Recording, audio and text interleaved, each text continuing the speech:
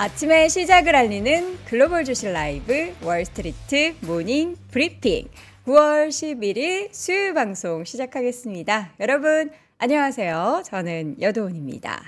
자, 수요일입니다. 제가 지금 저 밑에 우리 피디님이 엉금엉금 기어다니고 있어요. 저희 앞에 이제 모니터가 되게 많은데 그거를 켜주시느라 엉금엉금 기어가셔가지고 아침부터 저는 빵 터지면서 여러분과 함께 하루를 웃으며 시작하게 합니다.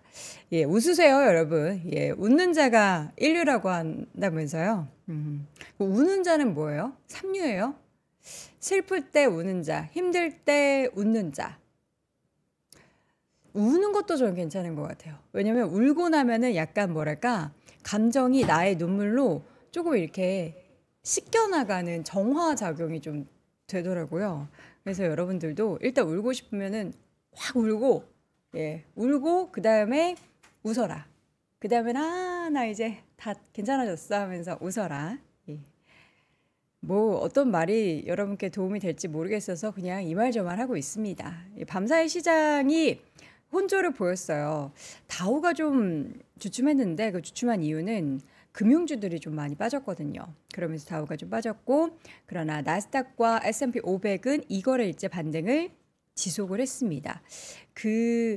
여러분들이 생각하시는 투자에 뭐 다양한 좋아하시는 섹터가 있겠지만 뭐 다행이라고 해야 될까요? 금융주 별로 안 좋아하시잖아요. 저는 이제 개인적으로 이제 금융주 성격을 띈 그 안에 바운더리 안에 들어간 버크셔 해서웨이를 가지고 있어서 금융주가 좀 주춤한다라고 하면 속상한데 우리 시청자분들은 뭐 상관없으시죠? JP모건 들고 계신 분들 혹시 있으세요? 정말 혹시 있으시다라고 하면 채팅창에 한번 올려주시기 바랍니다. 정말 약간 안 들고 계시는 그 섹터 중에 하나가 금융주이기 때문에 저는 금융주 하락하면은 뭐 우리 시청자분들은 거의 뭐 상관없지 하면서 크게 신경을 쓰지는 않습니다. 자, 오늘도 여러분과 함께 뉴욕 시장 밤사이에 무슨 일이 있었는지, 지금 그래서 중요한 게 뭔지, 또 매크로 변수에 대한 데이터들을 우리가 어떻게 해석을 해야 되는지 다양한 이야기를 좀 모아서 이야기를 나눠보도록 하겠습니다. 여도은 앵커가 진정 인플루언서네요. 생활 리듬 조정자. 그래요? 제가 약간 생활 리듬 업계 좀 인플루언서예요. 이 시간에 무조건 제가 이끌고 여러분들을 일어나게 하니까 인플루언서예요. 여도은 씨 오늘 표정이 요 며칠과 다르네요 하셨어요. 요 며칠 제가 좀 아팠어요. 마음도 아프고 몸도 아프고 요새 많이 아파요. 마흔이 넘으니까. 물론 만 39세지만 여기저기 아프더라고요. 근데 오늘은 웃으면서 한번 수요일 날 미친 척하고 한번 웃어보면은 기분이 좀 좋아지더라고요. 여러분도 웃으면서 하루 시작하시고 출근하면서 막 그렇게 하는 거야. 하하 너무 행복해. 출근해서 너무 행복해 죽겠네. 막 이러면서 주변 사람들이 저 사람 좀 약간 오늘 이상한가? 이렇게 생각하실 수도 있지만 그래도 기분이 좋아진다. 웃으십시오. 자, 그래서 어떻게 마감됐는지 제가 먼저 좀 소개를 해드릴 텐데 그에 앞서서 오늘 순서를 잠깐 말씀드리자면 오늘도 글로벌 인터뷰 두 분과 함께합니다. 첫 번째 인터뷰는 서강대학교 경제학과 허준영 교수와 함께하고요. 이어지는 두 번째 글로벌 인터뷰 3프로TV 이코노미스트 김한진 박사와 함께 또 경제 이야기 나눠보겠습니다. 다우는 조금 빠졌다고 말씀드렸죠. 0.2%대 하락 전환을 했어요. 근데 이것도 장중에 낙폭이 되게 컸는데 그래도 줄여가면서 막판에 낙폭을 많이 줄인 채로 마감이 됐고요. S&P 500과 나스닥은 또 장중에 다우가 빠질 때 함께 좀 출렁였다가 상승 전환에 성공을 한 뒤 거의 장중 고점 부근에서 마감이 됐습니다. S&P 500은 0.45% 상승, 나스닥도 0.8%. 그 빅테크 종목들에 대한 저가 매수가 계속해서 유입이 되고 있는 그런 상황이 연출되고 있죠. 반면 러셀2000 지수는 약보합권 좀 올라가다가 그런 아쉬운 모습이 나타났고요. 국제유가가 여러분 배럴당 3% 더 빠졌습니다. 66달러까지 떨어졌어요. 와, 많이 떨어졌어요. 이게 근데 원인이 수요 감소가 지금 배경이 되고 있어가지고 이 부분을 또 어떻게 해석해야 될지가 참 헷갈리고요. 지금 10년물 국채금리는 3.64까지 또 마이너스 1%대 하락을 기록을 했습니다. 자, 시장은 지금 계속된 반등이라기보다는 하루 하락하면 이틀 정도 반등하고 혹은 다음날 또 빠지고 하는 그러한 변동성, 박스권 장세가 지금 지속이 되고 있는 상황입니다. 이 가운데 뭐 엔비디아를 비롯한 반도체주 일부 상승, 그리고 뭐 애플 정도를 제외한 다른 M7 종목들의 상승이 나타나면서 시장은 강세를 보였고요. 국제유가 하락과 함께도 에너지주들은 많이 하락을 했습니다. 일단 맵을 보면서 어제 어떤 섹터가 오르고 떨어졌는지를 한번 소개를 해드리도록 할게요. 어제 지금 떨어진 섹터를 먼저 말씀드리자면 다우의 하락이 금융주 말 하락이라고 말씀드렸죠. JP모건이 5% 넘게 하락했고요. 시티그룹도 6%대, 웰스파고의 주가도 1%대 하락을 했습니다. 이런 주요 은행주들의 하락, 특히나 JP모건의 하락이 나타난 그 이유를 좀 확인해 보면요. 은행들이 일부 자산의 실적이 악화될 것이다라는 신호를 보낸 게 좀 부정적으로 시장에 영향을 미쳤습니다. 특히 JP모건 같은 경우에는 내년 순이자 수익이라고 하죠. 그 NII라고 하는 지표인데 요거에 대한 기대치를 낮추면서 주가가 5%나 하락을 했고요. 그 관련해서 JP모건의 그 체이스라는 총괄 사장이 그다지 합리적이지 않다. 지금 추정치가 앞으로 이제 연준이 몇 달 안에 금리를 내릴 것으로 전망을 하고 인해서 좀 하락을 하고 있다라고 이야기를 하면서 앞으로에 대한 실적에 대한 좀 암울한 그런 전망이 주가를 끌어내리는 영향을 미쳤고요. 쫙 저 에너지 쪽 한번 가보시면 우측, 여러분들 지금 화면으로는 좌측인가요? 우측 맞죠? 우측 끝에 보면 에너지주도 전반적으로 좀 빨갛죠. 엑스모빌이 3%대 하락했고요. 3.6%, 쉐브론이 1.48%, 뭐 코노코필립스, 옥시델탄 페트롤리움 등의 종목들 좀 빨간불을 많이 켰는데 이건 또 국제유가의 하락에 같이 좀 연동하는 그런 분위기였습니다. 반면 마이크로소프트의 주가는 2%대 강세를 보였고요. 오라클의 주가가 무려 11%대 강세를 보였습니다.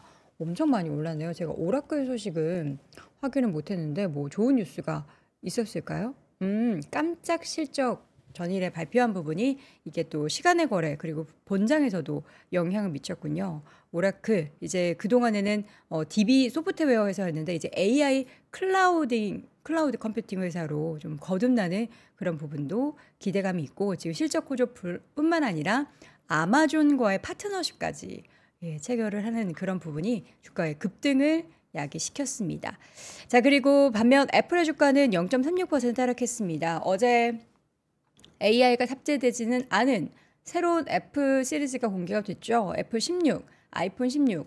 가격은 전작과 동일해서 경쟁력이 있다라고 볼 수 있지만 반면에서는 이제 매출이나 이런 단에서는 조금 아쉽다. 더 늘어나지 못할 것이다라는 그런 부분도 언급이 되고 있는데 가장 중요한 거는 이제 AI가 애플 인텔리전스가 10월에 베타 버전으로 나오긴 하는데 이것도 모든 언어가 다 되는 게 아니고 뭐 영어 정도, 중국어 정도 이제 더 많은 언어는 내년 깨야 되겠다. 특히나 한국어 같은 경우에는 이번에 우리가 1차로 살 수 있는 국가가 포함이 되긴 했지만 애플 인텔리전스 같은 경우에도 한국어로 이용을 하려면 내년에 돼서야 내년도 뭐 확실하진 않죠. 이용을 할 수 있다. 영어를 잘하시는 분들은 이용하실 수 있을 거예요. 근데 그렇지 못한 언어가 훨씬 더 많다. 그리고 지금 애플 같은 경우에는 EU에서 19조 원 규모의 과징금 소송의 패소 소식이 전해졌습니다.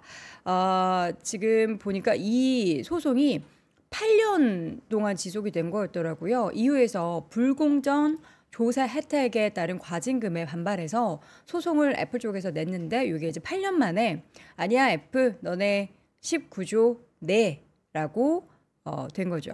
EU 최고 법원인 유럽사법재판소에서는 애플이 2016년 EU의 집행위원회가 부과한 과징금을 납부해야 한다라고 판결을 했다라고 합니다. 그래서 요거 이제 아일랜드에 체납한 그 세금과 이자를 포함해서 143억 유로를 징수하라라고 명령한 바가 있었는데 요거 내야 한다. 내야 한다라고 합니다. 왜 그랬냐? 당시의 내용을 간단하게 보자면 아일랜드와 공모해서 애플이 세금 부담을 인위적으로 0.005%까지 낮췄다라고 EU 집행위가 요걸 보고 있었던 거예요. 그래서 관련해서 아니야. 애플은 억울해라고 소송을 했지만 결국에는 19조 원의 과징금을 피할 수 없게 됐습니다. 이런 소식이 전해지면서 애플은 사실 어제 뭐 기대감도 크게 없었지만 주가는 호재 없는 상황에서 M7 종목 가운데 유일하게 빨간불을 켜며 0.36% 하락했고요.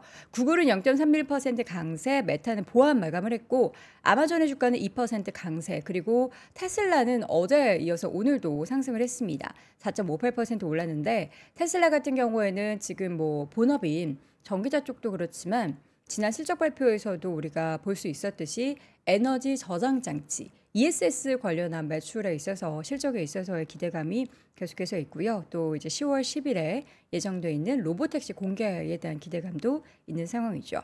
반면 GM과 포드는 각각 3에서 5%대 좀 큰 폭의 하락을 보였고요. 바로 아래에 있는 홈디포와 로스 강세, 그리고 우측에 있는 스타벅스도 주가가 1%대 올랐습니다. 최근에 스타벅스도 엄청나게 단기적인 상승 이후에 고점에서 지금 좀 등락을 보이는데요. 다시금 빼꼼 고개를 드는 모습이었습니다. 최근에 그리고 부동산 관련한 섹터가 계속해서 오름세를 보이고 있다는 것도 긍정적이고요. 그리고 헬스케어 쪽에서는 일라일릴리나 머크는 조금 쉬어갔지만 다른 종목들, 특히 딜리어드 사이언스의 주가가 계속해서 우상향을 그려내고 있죠. 2.87% 강세를 보였고요. 엔비디아를 비롯한 반도체주, 특히나 브로드컴이 지난주 금요일장의 급락을 계속 만회하고 있어요. 전일장에도 한 3% 가까이 올랐고 밤사이에도 5% 넘는 강세를 보였고요. AMD의 주가도 3%대 넘는 강한 상승이 나타났습니다. 근데 이 가운데 우리 이제 JP모건 주가가 밤사이 많이 하락했다고 했잖아요. 근데 제이미 다이먼 JP모건의 최고 경영자 이분께서 또 입을 열었습니다. 지금 미국 경제에 대해서 스태그플레이션에 대한 가능성을 배제할 수 없다. 지금 미국 경기가 악화할 가능성이 크다라는 기존의 입장을 계속해서 고수하고 있는 겁니다. 앞으로 인플레이션이 계속해서 좀 부담이 되고 뭐 과거에도 계속 그래서 금리 인상을 더 해야 된다라고 발언을 한 바가 있었죠. 실제 경착륙에 대한 부분에 있어서도 역사를 돌아봤을 때 어떻게 그럴 일이 없을 거라고 우리가 단언할 수 있겠냐. 물론 이거는요, 약간 어떻게 보면은 좀 약간 회피형 발언일 수도 있어요. 저한테 물어봐도 뭐 저는 뭐 금융시장에 제가 영향을 미치는 사람이 아니지만 저한테 경제방송 앵커로서 경착륙과 연착륙 무조건 100% 연착륙이라고 생각하십니까? 라고 질문을 한다면 뭐 경착륙 가능성도 배제할 수는 없죠 라고 이제 이야기를 하겠지만 제가 봤을 때는 이분도 그런 맥락에서 이야기하신 게 아닌가. 근데 또 이렇게 영향력이 있는 분이 경착륙 가능성을 배제할 수 없다. 뭐 스태그플레이션 위험도 있다라는 얘기를 하면 시장에서는 그다지 달가워하지 않기 때문에 이런 발언도 한 번씩 체크해 보시면 좋겠습니다. 자, 이렇게 해서 전반적인 뉴욕 시장 분위기 간단하게 짚어봤고요. 이어서는 바로 우리 글로벌 인터뷰 서강대학교 경제학과 허준영 교수 모시고 이야기를 좀 나눠보도록 하겠습니다. 교수님 어서 오십시오. 네, 안녕하세요. 네, 오늘 유독 좀 어려 보이시네요. 앞머리를 이렇게 또 귀엽게 내리셔서 그런가? 네, 뭐 감사합니다. 네. 어리진 않습니다. 어리다고 놀리진 않겠습니다. 네. 저보다는 위죠. 위예요? 한참 위죠. 아, 정말요? 네. 몰랐어요. 아니 여론 앵커 20대 후반이신데 제가 당연히 위죠. 훈훈합니다. 예, 오늘 다양하게 여러분을 웃겨드리겠습니다. 자, 시장의 변동성 뭐 계속해서 이어지고 있습니다. 어떻게 우리가 어떤 데이터를 보고 어떤 해석을 해야 되는지 하나씩 차근히 좀 풀어보도록 하죠. 지금 시장의 반등이 뭐 어제 그제 나오기는 했지만 여전히 불안감은 있는 거죠. 네, 불안감 있고요. 진짜 살얼음판이고 뭐 먼저 월별로 보면 9월이 좀 안 좋았죠. 근데 또 재밌는 건 대선 있는 해 9월은 나쁘지 않았었습니다. 그래서 올해 뭐 9월이 어떻게 풀릴지는 잘 모르겠으나 지금 미국의 경기가 돌아가는 걸 보니까 제가 나올 때마다 그런 느낌이 드는데요. 네. 제가 여도원 앵커가 마치 미국 경기를 걱정하는 미국의 시장 참가자라면 제가 여도원 앵커 달래러 나오는 느낌이 계속 최근 들어선 들었어요. 그러니까 제가 딱 들어오면 여도원 앵커 표정 벌써 안 좋으시고 전전긍긍하고 네, 있죠. 전날 빠지고 네. 그러면 이 지표는 그렇게 나쁜 지표 아니에요 라고 얘기하고 들어갔던 게 한 달 전. 네. 지난주에도 똑같이 그런 얘기를 하고 갔었는데요. 뭐 일주일 후에 보니까 여전히 이게 고용지표 같은 게 뭐 생각보다는 안 좋지만 이게 미국 경기가 쿨링 다운 되는 거지 꼬꾸라지는 건 아니구나라는 걸 시장이 다시 한번 느끼면서 또 지나가는 그런 한 주가 아닌가 싶습니다. 네, 지금 교수님의 발언이 굉장히 큰 파장을 일으키고 있습니다. 센스가 있다라는 반응 반대로 와 다른 데 가고 싶은데 갈 데가 없다. 그게 어떤 말씀이세요? 20대 발언이 네. 말이 안 된다. 여도은행커가 무슨 아, 실물을 보셔야 돼요. 이거 시청자분들은 여러분, 실물을 자, 보셔야 돼요. 새벽에 오십시오. 네. 제가 증명하겠습니다. 옆에서 뵈면 딱 29처럼 보이세요, 진짜로. 네. 아니, 29. 아, 네네. 네, 그렇습니다. 29이 어디예요? 네, 예, 그렇습니다. 감사한 거죠. 네. 예, 감사합니다. 자, 이제 뭐 저의 뭐 나이나 뭐 이런 거는 사실 의미 없고요. 의미 없어요. 제가 뭐 50대가 되든 60대가 되든 무슨 의미가 있겠습니다. 무슨 의미가? 있죠. 네. 아, 죄송합니다. 저 때문에 꼬이셨네요. 속마음이 나와버렸네요. 어쨌든 그러면 데이터를 그러면 하나씩 좀 해석을 해보도록 하죠. 지금 근데 지난주에 사실 고용 관련한 데이터가 한 3-4개 정도 나왔는데 그중에서 마지막 이제 금요일에 활용점정을 찍었던 그렇죠. 시장을 뚝 떨어뜨리게 만들었던 그 데이터는 어떻게 또 안 좋았던 거예요, 확실히? 그렇죠. 비농업 부분의 고용이 생각보다 시장이 네. 생각보다 좀 덜 생겼는데 뭐 근데 사실 거기에 방점 찍으면 덜 생겼는데 이전 달하고 그전 달의 수정치보다는 또 나아졌고요. 그렇죠. 네, 나아졌고요. 그리고 사실 임금 상승률은 전달에 비해서 오히려 올랐고요. 실업률도 오히려 전달에 비해서 떨어졌습니다. 네. 그러면 이런 걸 전반적으로 봤을 때 시장은 물론 고용이 생각보다 덜 되고 있어라는 거에 약간 엣지를 둔 것 같지만 반대로 생각해 보면 좋게 볼 지표들도 있어요. 그러니까 전반적으로 저는 저번 주에 정리를 누가 잘해 주셨냐고 생각하면 제니 옐런 재무부 장관이 잘해 줬다고 생각하는데 뭐라고 정리하셨어요? 미국이 경기가 쿨다운 되고는 있으나 고꾸라지는 것은 아니다. 라고 그러니까 미국 경기가 갑자기 빠진 물론 시장에 계신 분들 걱정하는 이유는 알 것 같아요. 왜냐하면 고용 지표라는 게 미국은 특히 되게 노동시장이 유연해서 한 번 안 좋아지기 시작하면 굉장히 급격히 안 좋아지거든요. 그러니까 저희가 빙판길 아까 제가 말씀드렸지만 호수 빙판으로 된 호수 위에서 갑자기 발 푹 빠지는 것처럼 그렇게 빠질 수가 있는 게 고용 지표인데 그렇죠. 제넷 옐런 장관의 얘기는 어쨌든 간에 그렇게 푹 빠질 일보다는 스멀스멀 내려가는 거다. 그래서 정상화되는 과정이다라고 생각을 한다라고 얘기했던 게 저는 굉장히 좋은 워딩이었다고 생각합니다. 네. 고용 관련한 데이터가 사실 이게 뭔가 통일성이 있지가 않아요. 어떤 거는 고용 열기가 좀 과거보다는 식고 있다라는 거고 어떤 걸 보면은 또 뭐 신규 실업수당 청구 건수 데이터를 보면 여전히 좀 낮아 있는 그런 수준이기 때문에 이거를 고용이 식는다고 진짜 경기가 침체고 그것도 이제 더 빠른 침체와 더 이제 강한 연착륙이 아니고 경착륙까지를 우리가 지금 우려를 해야 하나 싶기도 한데 이게 나올 때마다 매달 이러니까 8월에도 그랬고 9월에도 이러니까 10월에도 또 이럴 것 같아가지고. 네, 그렇죠. 네. 그리고 고용 데이터 뭐 시청자들 잘 아시겠지만 두 가지 종류의 데이터가 있습니다. 하우스홀드 그러니까 가게를 대상으로 하는 데이터가 있고요. 네. 기업을 대상으로 물어보는 데이터가 있어요. 이 데이터 사이에 좀 차이도 있는 것 같고요. 그리고 최근 들어서 어쨌든 간에 코로나 이후에 미국의 노동시장이 굉장히 이해하기 어려워졌습니다. 그런 측면에서는 이 고용시장을 어떻게 볼 것인지가 지속적으로 문제가 되고 있는 것 같고요. 사실은 저번 주에도 그렇고 한 달 전에도 얘기했듯이 샤메 법칙이 원래는 작동을 잘 해야 되는데 왜 작동을 잘 안 하지라고 생각을 해보면 이것도 코로나 이후에 미국의 노동시장이 변한 부분이 있고요. 샴 박사님 스스로가 내 법칙이 좋은 법칙이긴 한데 최근 들어서 그걸 기계적으로 적용하는데 문제가 있어라고 얘기하는 것처럼 우리는 좀 이해하기 힘든 부분이 굉장히 많죠. 네. 그러면 지금 시점에서 우리 이제 경제를 계속해서 연구하고 계시는 교수님 입장에서 경기 침체의 뭔가 전조 현상이다라고 우리가 여길 법한 그런 뭔가 시그널들, 전조 현상, 이거 뭐라고 우리가 생각을 해야 될까요? 평소처럼 말씀드리면 10가지 정도 제가 들 수 있어요. 10가지. 예. 되게 쉬워요. GDP. GDP는 지금 뭐 3%. 예. 됐죠? GDP가 네. 두 분기 연속 역성장하면 침체로 기술적으로 보죠. 네. 근데 지금 아니잖아요. 네. 두 번째, 실업률. 샤메 법칙 안 맞잖아요. 안 맞죠. 세 번째, 비농업 고용. 네. 지금까지 얘기했죠. 네. 네 번째, 실업수당 청구 건수. 네. 최근 들어서 나쁘지 않습니다. 네. 다섯 번째, 수익률 곡선 역전되면 바로 침체 온다고 그러는데 그것도 안 맞죠, 지금은. 네. 그거는 어쨌든 간에 40년 만에 아주 높은 인플레이션이 찾아와서 단기 금리가 확 올라갔던 게 있으니까 네. 그거 안 맞죠. 여섯 번째, M2 증가율이 감소하기 시작하면 침체가 온다고 합니다. 근데 M2 증가율 저번 주에 우리 얘기했잖아요. 네, 최근 네. 들어서 다시 증가하고 네. 있잖아요. 일곱 번째, 투자가 장기간 긴축되면 온다고 합니다. 그것도 아닙니다. 주택 건설 지표 아까 주택주들 건설주들 좋다고 네, 말씀하셨죠. 아홉 번째, 뱅크 랜딩 스탠다드라고 해서 뱅크들이 그 은행들이 조그만 기업들이나 중견 기업들한테 렌딩을 내줄 때 대출 내줄 때 대출을 깜깜하게 보는 뱅크들이 늘어나면 네. 침체가 온다고 합니다. 그거 이미 작년에 지나갔습니다.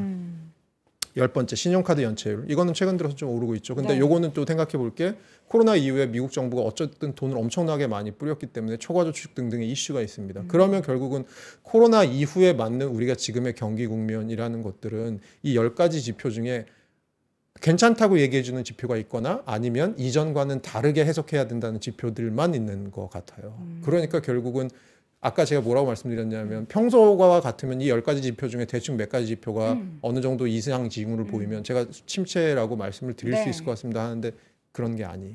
그러면은 지금 말씀해 주신 10가지 중에서 제가 뭐 세진 않았지만 얘네 것까지는 경기 침체 시그널이 아니다라고 생각할 수 있는데 제가 계속 여동훈 앵커님 네. 와갖고 계속 그 달래고 갔잖아요. 가서. 근데 아니라는데 왜 이렇게 시장은 이렇게 힘들어하는 거예요? 그러니까 사실은 이렇게 금리가 높은 국면이 오래 지속되고 네. 금리를 이렇게 빨리 올리고 하다 보면 어딘가 부러질 텐데라고 하는 시장에 조바심은 있는 거죠. 근데 걱정을 하는 거군요. 그렇죠. 영어 표현으로 this time is different란 말이 세상에서 제일 틀린 말이라고 하더라고요. 이번은 다르다. 다르긴 뭐가 달라. 근데 진짜 이번은 뭔가 다른 국면으로 지나가는 것 같아요. 저는 제가 오래 살지는 않았지만 어떻게 보면 네. 오래 살았죠. 근데 최근에 본 경제 여러 가지 이벤트 중에 사실은 두 가지 정도 이해 안 되는 이벤트. 첫 번째로는 글로벌 금융위기 이후에 왜 이렇게 리커버리가 느렸을까라는 것도 잘 이해가 안 됐고요.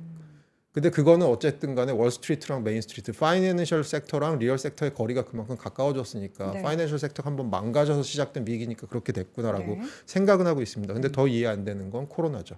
이 이후에는 노동시장도 이상해졌고 하여튼 여러 가지로 이전의 이론들로 설명할 수 없는 많은 것들이 생기는 거죠. 그래서 사실은 제가 지금 말씀드린 여러 가지 얘기의 결론이 뭐냐. 네. 10가지 정도 얘기 드렸지만 말씀드렸지만 아까 말씀드렸잖아요. 그중에 일부는 우리에게 좀 마음의 평안을 주는 지표들이고 나쁘지 않아라는 지표들이고 일부는 예전과 같이 똑같이 해석하면 안 되라고 하는 지표들이기 때문에 아직 네. 경기 침체라고 얘기하기에는 너무 이른 것이 아닌가. 조금 시장이 과도한 걱정을 하고 있는 것이 아닌가라는 생각이 듭니다. 경기 침체, 그러니까 지금 상황이 새로운 것을 받아들이는 우리가 혼란스러운 거죠.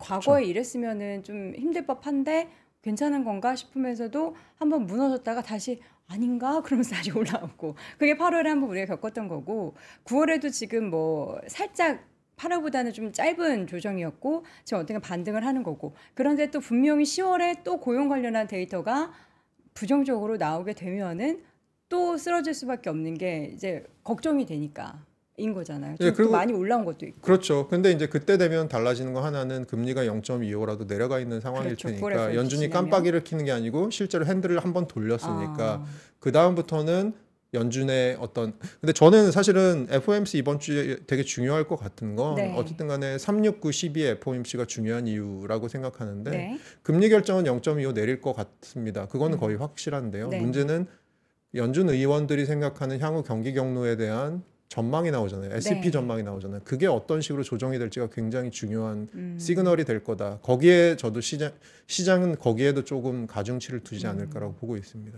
지금 또 9월 데이터 나오고 난 다음에 다시 이제 50bp 인하하면 큰일 나죠. 인하 가능성이 좀 대두되고 있는데 교수님 어떻게 좀 생각 바뀌셨어요? 저는 0.25라고 생각하고요. 지금 50bp 내리는 건 굉장히 뜬금없는 일이라고 생각을 해요. 뜬금없어요. 네.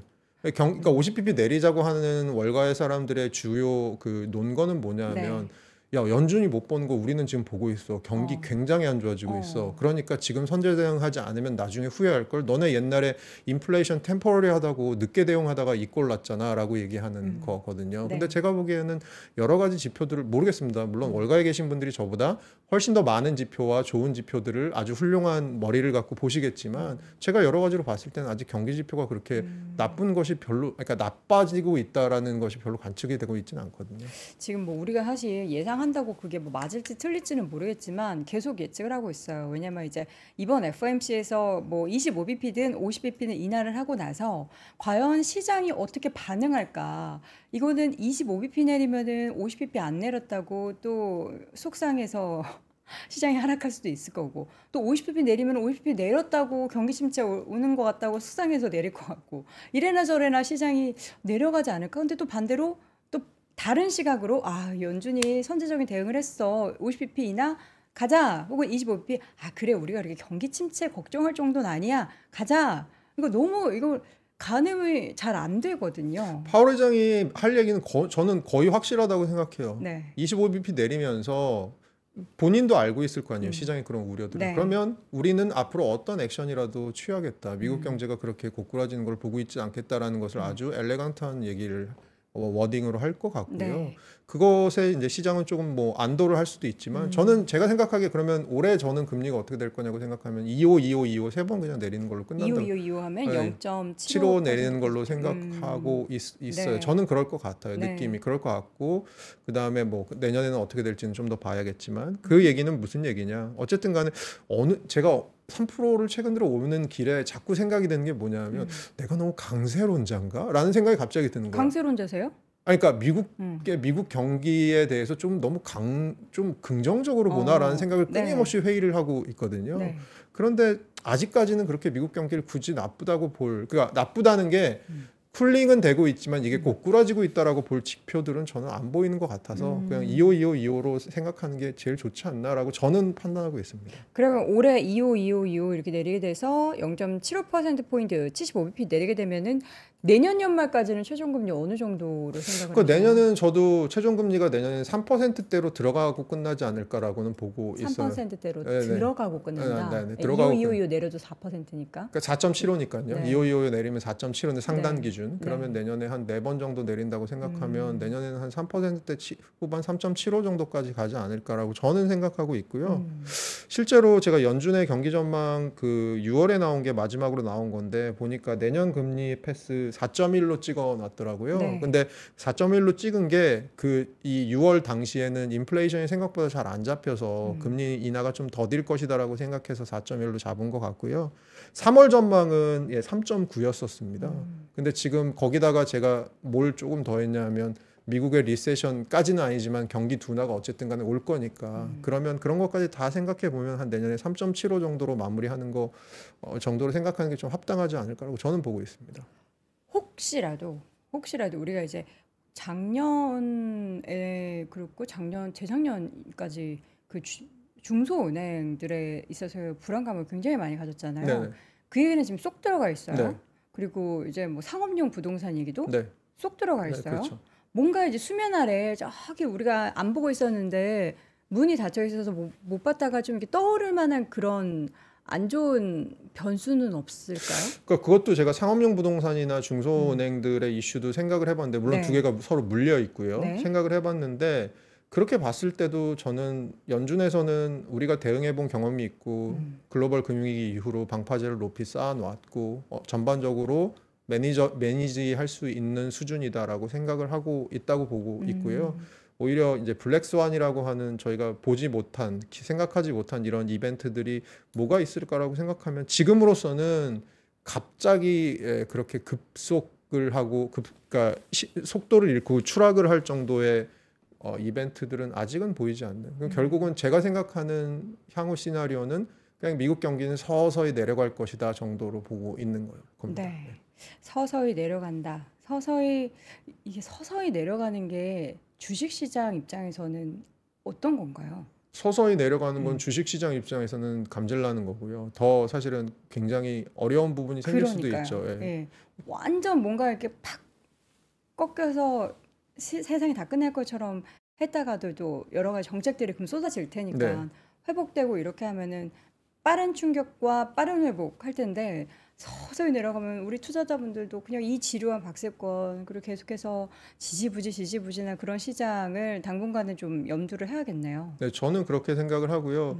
제가 또 최근 들어서 드는 생각 중에 하나는 미국은 원래 FOMC를 8번 하잖아요. 근데 네. 최근에는 12번 하는 기분이에요. 매달.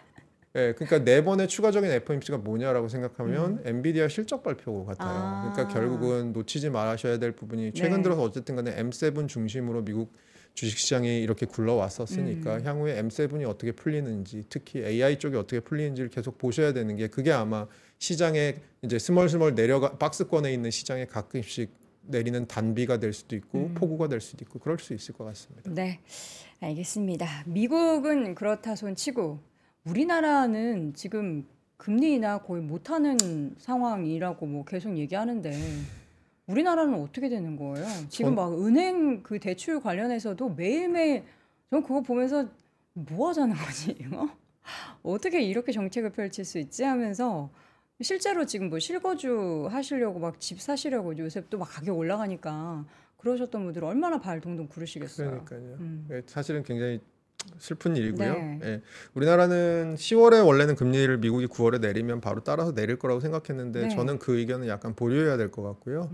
그리고 가계부채 사실은 한국은행이 생각하는 건 이제 가계부채가 중요하다기보다는 네. 사실 주택 가격이 이렇게 올라가는 게 문제인데 그렇죠. 가계부채 자체는 우리나라는 좀 매니저블 하거든요. 근데 그런 측면에서는 주택 가격이 향후에 어떻게 특히 수도권이나 서울 중심으로 어떻게 풀리느냐. 예를 들어서 10월에 우리나라 금리 결정할 때도 지금처럼 뭔가 주택 시장에 언제든지 화약고처럼 뭔가가 쌓여 있으면 한국은행에서는 사실 그거 내렸다가 누가 욕 먹을까요? 라고 하면 한국은행이 진짜 모든 물매를 다 맞을 가능성이 크거든요. 근데 이게 결국에는 안 내릴 수가 없는 거 아니에요? 안 내릴 수는 없죠. 근데 10월에 내릴 거냐라는 건 좀 다른 문제인 거죠. 그다음 뭐 11월에 내릴 수도 있고요. 제 생각은. 한 달 차이가 큰가요? 그러니까 예를 들어서 한 달 차이가 크다는 게 뭐냐면 주택 시장에서 어떤 징후들이 관측이 되느냐 심리라는 거잖아요.